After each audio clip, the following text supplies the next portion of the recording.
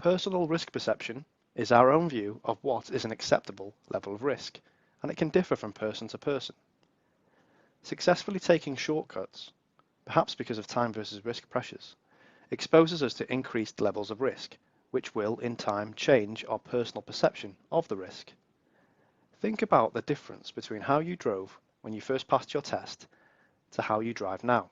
How often do you use mirror signal maneuver or drive with your hands at 10 to 2, even though we all know doing so is safer? This is also true at work. Repeated exposure to hazards can make us complacent to the harm they can cause. While we don't have people working on the edge of a 1,000-foot drop, why is it that we often see people standing on the edge of unprotected excavations or working within the red zone of plant and equipment?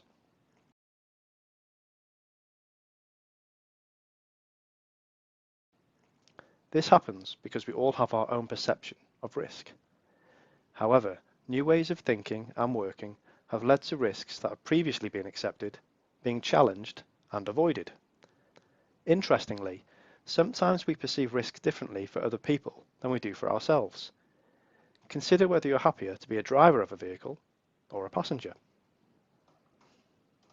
In addition, we know that sometimes an individual's personal risk perception differs from what the company thinks is acceptable.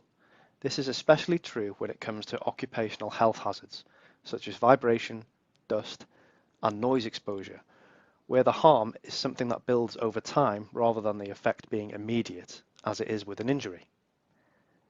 After repeated behaviours without incident, our personal risk perception can reduce even further so that we no longer see some or perhaps any of the hazards.